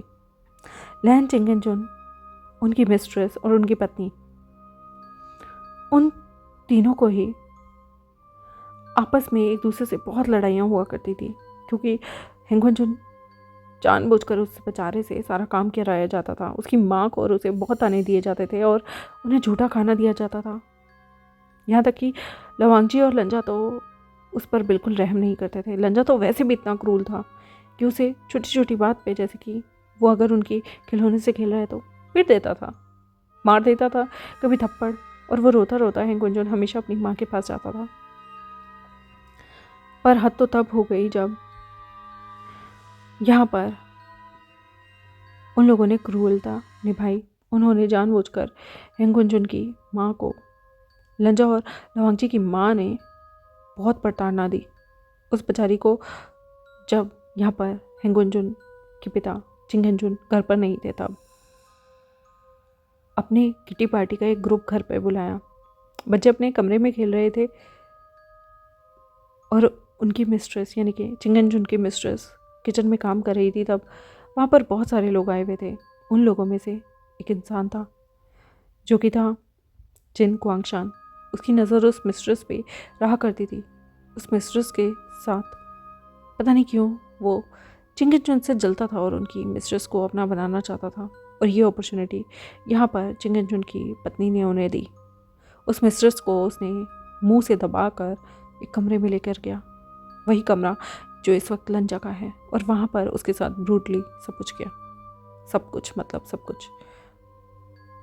और सुबह उस कमरे से बाहर निकला जहाँ पर हेंगुनजुन रात भर अपनी माँ को छोड़ने के लिए उस कमरे पे दरवाजे पे खटखटाता रहा, रोता रहा। पर जिन क्वांगशान सुबह उस कमरे से बाहर निकला, उसके चेहरे पर एक स्मित थी और फिर वो धीरे धीरे उस कमरे से चला गया। हेंगुनजुन को देखकर उसने अपनी माँ को देखा, जिसने बिल्कुल ही कपड़े नहीं पहने हुए थे। वो रोता हुआ अपनी माँ के पास गया। उसकी माँ ने खुद को चादर से ढककर अपने बच्चे को अपने सीने से लगाया, ज़ोर ज़ोर से रोने लगी। और तभी उसकी माँ ने कसम खाई कि एक दिन वो चिंगेंजुन की पत्नी और उसके दोनों बच्चों को तबाह कर देगी। कुछ दिनों बाद उसने लवांगजी और लंजा की माँ को मारने का प्लान बनाया, मैडम लैन को जान से मार डालने का। पर अफसोस ये हुआ कि जिस गाड़ी से मैडम लैन जा रही थी, वहाँ पर ड्राइवर को वापस भेजकर चिंगेंजुन ने उस गाड़ी को चलाने की सोची और उस एक्सीडेंट में दोनों मर गए। लवांगजी और लंजा अभी बहुत छोटे थे, उसके पेरेंट्स गुजर गए थे, पर उन दोनों के अंदर का क्रूएलिटी कभी ख़त्म ही नहीं हुई। वो लोग टीनेज थे, लेकिन उन्हें दूसरों को बुली करना बहुत ज़्यादा पसंद था। उन्हीं की बुलिंग की वजह से वो जो मिस्ट्रेस थी, जो उनके घर में काम किया करती थी, एक दिन वो चढ़कर वो ज़बरदस्ती उससे कहते हैं कि हमारे कमरे का पंखा साफ़ करो। वो पंखा साफ़ कर ही रही थी कि उसका बैलेंस बिगड़ा और वो वहाँ पर सीढ़ी लगाकर जो चढ़कर 8 फीट पे पंखा साफ़ कर रही थी, उधर हम नीचे गिरी। और नीचे गिरते ही उसकी हालत ख़राब हो गई, उसकी रीढ़ की हड्डी टूट गई। उसे हॉस्पिटल ले जाया गया। वहाँ पर लगभग 2 महीने उसका इलाज चला। पर इलाज में भी इन दोनों बच्चों ने उसके नाम के लिए पैसे देने से मना कर दिया था। हेंगुनजुन बेचारा टीनेज ही था, चाहे करता था अपनी माँ से मिले, लेकिन उसकी माँ तड़प तड़प कर रोती है और अपने पुत्र से कहती है कि मुझे इस ज़िंदगी से आज़ाद कर दो। वो बताती है कि उसने जो भी हेंगुनजुन और उनकी पत्नी के साथ किया, शायद यही सजा थी उसकी। वो तड़प तड़प कर अपने पुत्र की आंखों के सामने गुजर गई। हेंगुनजुन को बहुत बुरा लगा। वो दोनों भाई उसे बहुत बुली करते थे, उसे नौकर बना के रखते थे घर में। इसलिए वो हमेशा मास्क पहनता था, क्योंकि उसकी नाक पॉइंटेड थी, उसकी आंखें भी अलग थी। इसलिए उसने पैसे कमाकर इन दोनों भाइयों जैसा ही अपना लुक करना चाहा। उससे जो भी इलीगल काम होता था वो दोनों भाई कराते थे। और जब उसने पहली बार इंटरव्यू में आते हुए एक खूबसूरत से लड़के को देखा, हेंगुनजुन को वो पसंद आया, उसकी चार्मिंग सी स्माइल।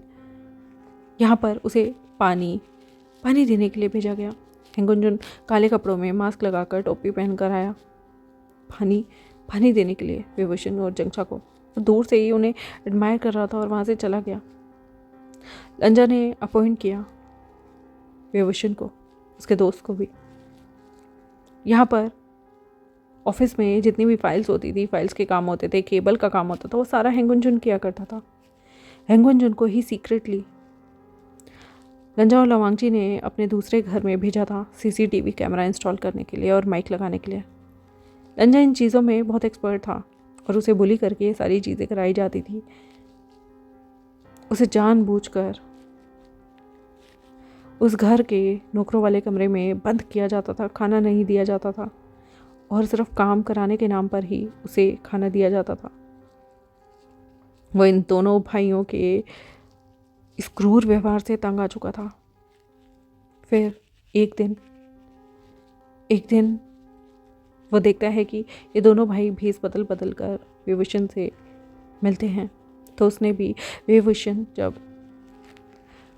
लंजा और लवांगची के बहुत करीब आने लगा तो जानबूझकर उसने टीवी में वो वीडियो चलती छोड़ दी थी, जहाँ पर विभूषण जब पहली बार लवांगची और लंजा के घर आया तो उसने देखा कि टीवी में उसके घर की सीसीटीवी फुटेज आ रही है। उसने लवांगची से ब्रेकअप कर दिया, जिसके बाद जब विभूषण वहाँ से चला गया तो उस दिन इस हेंगुन जुन को बुलाया दोनों भाइयों ने और बहुत मारा, बहुत पीटा। कहा कि तेरी इस गलती की वजह से आज विभूषण हमें छोड़ के चला गया है, अब जा और उसे मना। यहाँ पर हेंगुन जुन ही था जिसने विभूषण को फ़ोन किए, उसे मनाने की कोशिश की, लेकिन विभूषण ने उसके फ़ोन कभी उठाया ही नहीं। वो बताना चाहता था कि तुम्हारे साथ फ्रॉड हो रहा है, पर विभूषण कभी बात ही नहीं करता था। जब भी उसके फ़ोन आते थे तो काट देता था और लंजा और लवांगची का उठा लेता था। हेंगुन जुन को विभूषण के पीछे पीछे दूसरी सिटी भेजा गया, जहाँ पर उसकी वर्क प्रोफाइल से लेकर हर जगह कैमरे इंस्टॉल करवा दिए गए। उसके नए वाले रेंटेड अपार्टमेंट में भी हेंगुन जुन को चाबी से घर खोलना बहुत आसानी से आता था, इसलिए वो आसानी से सब जगह चला जाता था। स्पाई का काम करने का उसे एक बहुत अच्छा तजुर्बा हो चुका था। वो ही एक कॉपी अपने फ़ोन में विभूषण की देखा करता था, वो क्या कर रहा है, कैसे रह रहा है। उसका मन करता था कि वो दोनों भाइयों के बारे में उसे बता दे, पर हद तो तब हो गई थी जब लंजा ने वेनिंग से कह के ल्यू चिंग्यान म्या को किडनैप करा दिया। और यहाँ पर वो विभूषण को टूटा हुआ देखकर बहुत बुरा महसूस कर रहा था। वो तो घर से भी भागकर सिटी में आ चुका था, लेकिन विभूषण ने अचानक से लंजा को एक और मौका देने की सोची। लंजा को वो कैसे भी तैसे करके रोक सकता था, पर वो नहीं रोक पाया, क्योंकि दोनों भाई मिलकर उसे बुली कर सकते थे, उसे मार सकते थे। फिर उसने धीरे धीरे करके अपनी बॉडी को भी बिल्कुल लवांगची और लंजा की तरह बनाने की कोशिश की, क्योंकि वो बहुत कमज़ोर था। बाहर निकला, कमाने लगा तो खाने पीने को भी अच्छा मिला। सबसे पहले उसने अपनी नोज़ की सर्जरी कराई जो कि पॉइंटेड थी। फिर उसने अपनी आँखों की सर्जरी कराई जो कि बहुत छोटी थी बाकी दोनों भाइयों के मुकाबले, और उसने बिल्कुल अपने चेहरे को उन दोनों भाइयों के चेहरे के जैसा कर लिया। फिर उसने ही लो चिंग्यान को बताया कि क्या क्या हुआ है, और उसके द्वारा खत लिखवाकर विभूषण के हाथ में पहुँचाया, जहाँ पर वो लवांगची को शादी के बाद छोड़कर चला जाए। क्योंकि जब विभूषण की लवांगची से शादी हो गई थी तो दोनों भाई उससे भेस बदल बदल कर इंटीमेट होते थे, जिसकी वजह से एक बार हेंगुन जुन ने भी अपना भेस बदला, क्योंकि उसने सर्जरी करा ली थी, उसके पास पैसा आ गया था, और उसने डरते डरते विभूषण को अप्रोच किया। और फिर क्योंकि उसे दरवाजे भी खोलने आते थे, उसने दोनों के कपड़े भी, क्योंकि उसे सब कुछ पता था इस घर के बारे में, इसलिए उसने लंजा की कबर्ड से कपड़े निकाल कर चेंज भी किए और विभूषण के साथ फिर वो इंटीमेट भी हुआ। और ऐसे इंटीमेट वो काफ़ी बार उसके साथ हुआ, क्योंकि जब लवांगची लंजा घर में नहीं होते थे, एक जना ऑफिस गया है, एक जना किसी अदर काम से बाहर गया है, क्योंकि लंजा बहुत चालाक होता था, वो हर जगह लवांगची को भी सप्रेस करना चाहता था। तो यहाँ हेंगुन जुन इंटीमेट हुआ करता था विभूषण के साथ और समय बिताया करता था कभी कभी, और फिर दोनों भाइयों के आने पर चुपचाप छुप जाया करता था। और उसे विभूषण बहुत पसंद आने लगा था। उसने ही जानबूझकर इन दोनों भाइयों का भांडा फोड़ने के लिए म्या के खत को रखा, और जब विभूषण यहाँ से चला गया तब उसने दोनों भाइयों के बीच फूट डलवाई, जहाँ पर उसने लवांगची को बोला कि लंजा की वजह से सब हो रहा है। लंजा अगर ल्यू चिंग्यान की शादी यानी कि म्या की शादी वेनिंग से नहीं कराता तो ऐसा नहीं होता। दोनों भाई बहुत लड़े, बहुत ज़्यादा लड़े। और यहाँ पर जब लंजा के हाथों लवांगची के सिर पर गहरी चोट आई तो लंजा एकदम से वहाँ से भाग गया। वो बहुत डर गया था, लेकिन लवांगची अपने घर में बुरी तरीके से ज़मीन पर लेटा हुआ था। उसके सिर से खून निकल रहे थे और वो फ़ोन करना चाहता था एम्बुलेंस को कि तभी उसके पैर पे हाथ रखकर हेंगुनजुन ने दबाया और कहा कि हे, क्या हुआ? हाँ, दर्द हो रहा है? मुझे भी बहुत दर्द होता था जब तुम दोनों मुझे बुली करते थे, मारते थे। ये वास्क मारा है ना उसने? वो वास्क कोई नॉर्मल नहीं था, बल्कि काफ़ी हैवी वास्क था, स्टील का, जो कि लंजा मार के भागा था। उसी वास्क को अपने ग्लव्स वाले हाथों से उठाकर हेंगुनजुन ने दोबारा लवांगजी के सिर पे मारा और तब तक मारता रहा जब तक वो मर नहीं गया। और फिर उसने कहा कि मैंने अपना बदला पूरा लिया, मेरी माँ भी तड़प रही थी, तुम लोगों ने उसके इलाज के पैसे नहीं दिए, मेरी माँ के साथ इतना गलत कराया, तुम्हें तुम्हारे माँ बाप के पास जाना होगा लवांगजी। और ये बोलकर वो अब लंजा को उसके खून के इल्ज़ाम में, लवांगजी के खून के इल्ज़ाम में फंसाना चाहता था। पर लंजा बहुत स्मार्ट था, उसने लवांगजी को मारकर उसकी आइडेंटिटी ले ली और विभूषण को छुप कर फॉलो करने लगा। हेंगुनजुन ने भी काफ़ी पैसे खड़ी चुराई और साउथ कोरिया के लिए निकल गया। वहाँ पर विभूषण के सामने वाले जगह पर ही जाकर रहने लगा और उसने ही कि लंजा जिंदा है, लंजा के बारे में छानबीन हो, विभूषण के घर में जानबूझकर कैमरे और माइक छोड़े। जब उसने डिटेक्टिव को हायर किया तो इन दोनों भाइयों की जितनी भी इंफॉर्मेशन थी वो किसी और ने नहीं बल्कि हेंगुनजुन ने प्रोवाइड कराई। हेंगुनजुन ने सब कुछ प्रोवाइड कराया विभूषण के लिए, ताकि उसे पता चले कि लवांगजी और लंजा मिलकर उसे धोखा दे रहे थे। और जिस दिन उसे पता था कि लंजा कुछ भी गुस्से में पागल होकर जब विभूषण के पास आएगा, तो उसने जानबूझकर उसकी गाड़ी के ब्रेक फेल कर दिए। इसलिए जब वो विभूषण को डरा रहा था लंजा उस फ्लाईओवर पर, वहाँ से अचानक से उससे ब्रेक ही नहीं लगे। वो विभूषण का पीछा तो कर रहा था उसे डराने के लिए, लेकिन जब उसे पता चला कि उसकी गाड़ी जब वो जोशो में कर रहा है लेकिन उसकी गाड़ी ब्रेक ही नहीं लगा रही, तो वो डर गया। लेकिन तब तक देर हो गई थी। वो गाड़ी फ्लाईओवर से नीचे गिरी और स्टीयरिंग व्हील उसकी छाती में अंदर घुस गया था और वो ऑन द स्पॉट मर गया था। वहाँ पर पीछे फ्लाईओवर के नीचे एक स्कूटी में इंसान खड़ा हुआ था और वो दूर से ही उसे देखकर मुस्कुराया। और जब भीड़ आई लंजा की डेथ के बाद और विभूषण वहाँ रो रहा था, तो वो दूर से ही हेंगुनजुन सब कुछ देख रहा था। फिर उसने विभूषण को हल्के हल्के फॉलो करना शुरू किया। उसने एक कहानी को बिल्डअप किया। लवांगची बनकर उससे मिला और उसने लवांगची की सारी दौलत अपने नाम करवाई, ये झूठ बोलकर कि लंजा ने लवांगची के फिंगरप्रिंट्स को चेंज कर दिया है, जबकि ऐसा हकीकत में भी था। लेकिन लवांगची के ओरिजिनल फिंगरप्रिंट कहीं थे ही नहीं। इसलिए हेंगुनजुन ने अपनी ही सारी चीज़ों को लवांगची का बना दिया। उसने अपने चेहरे की सर्जरी कर दी थी, जिसकी वजह से सब एक जैसे दिखते थे, लवांगची, लंजा, हेंगुनजुन। और विभूषण को आज दिन तक पता ही नहीं चला कि जिसके साथ वो पिछले 6 महीने से रह रहा है या फिर उससे भी ज़्यादा से रह रहा है, वो कोई और नहीं बल्कि हेंगुनजुन है। और यहाँ हेंगुनजुन उस शावर को बंद करता है, नहाता है और बाहर आता है। विभूषण अपने बिस्तर पर बैठा और बोला कि क्या हुआ, तुम नहाने क्यों गए थे? हेंगुनजुन मुस्कुराया और बोला कि डार्लिंग कुछ नहीं, वो हम इतने दिनों बाद इंटीमेट हुए ना, तो मुझे बहुत अच्छा लग रहा था।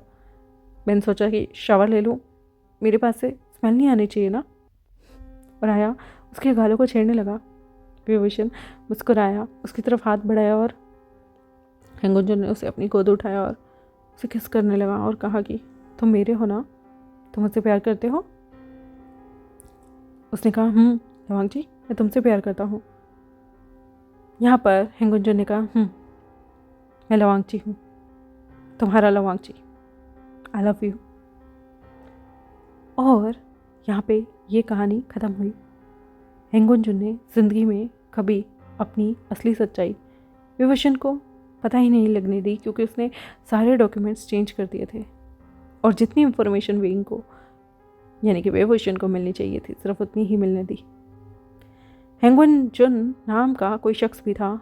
ये सारे डॉक्यूमेंट्स गायब हो चुके थे हर जगह से, और लवांगजी के जितने भी डीएनए थे उन्हें हैंगवन जुन ने अपने डीएनए से चेंज कर दिया था, ताकि कोई कभी पता लगा ही नहीं पाए कि असली लवांगजी कहाँ गया।